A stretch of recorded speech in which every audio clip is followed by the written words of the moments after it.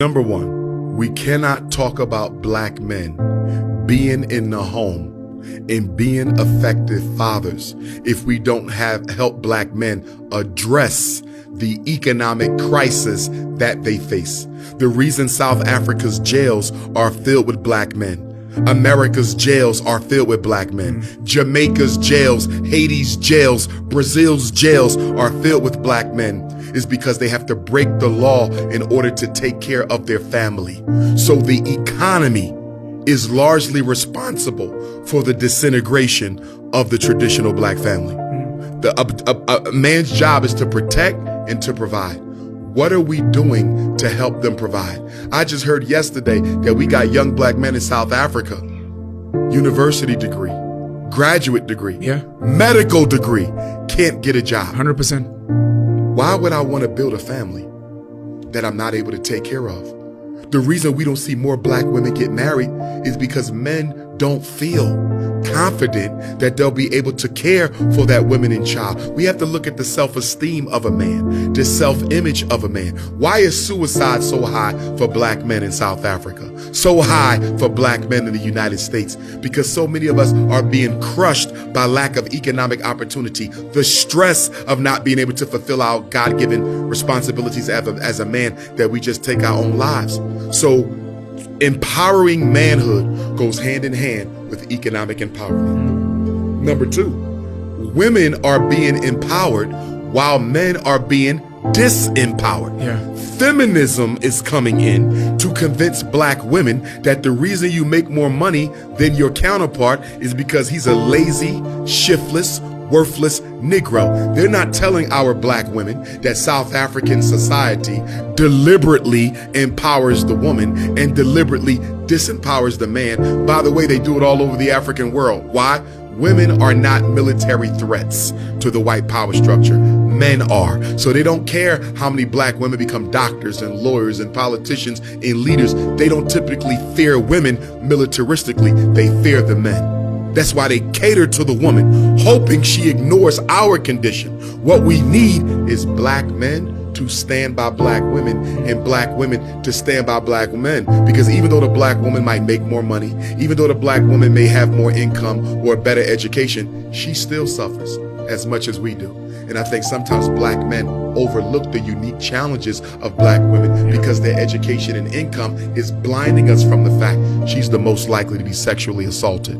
She still has to deal with racism on the job, sexual abuse from her white employer. Black women struggle as much as we do. So it's not about the oppression Olympics, who suffers more, who's more responsible for whose demise.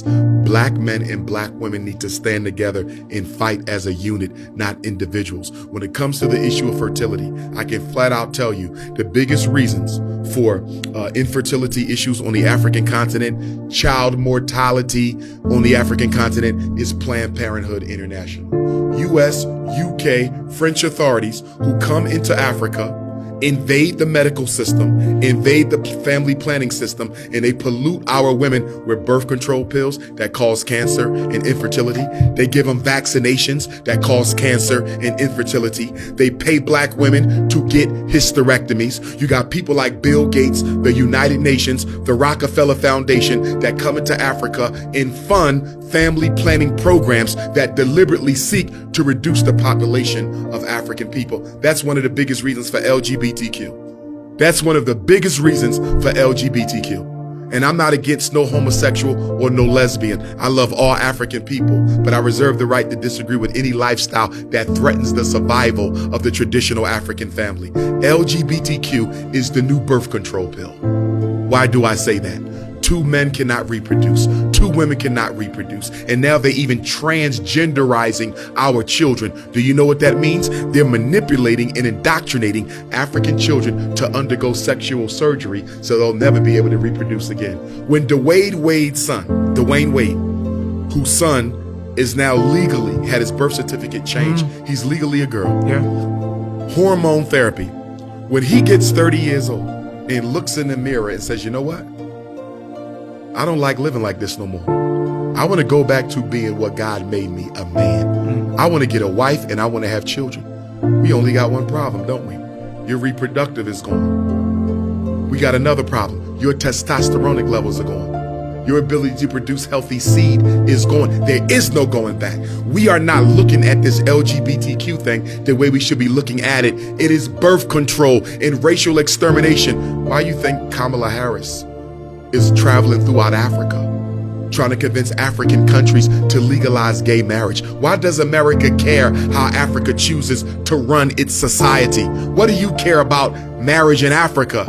Because if we can invade African culture to the point where we can manipulate African children into same-sex relationships or outright transgenderism, which is the extermination of your bloodline, we can start predicting the reduction of the African population. They'll never be able to get rid of all African people, but they can damn sure make a dent in our numbers. But more than that, they can disrupt the natural, traditional, healthy, cultural way that we live our lives, build our families, and run our societies. LGBTQ is one of the greatest weapons of white supremacy against the survival of African people.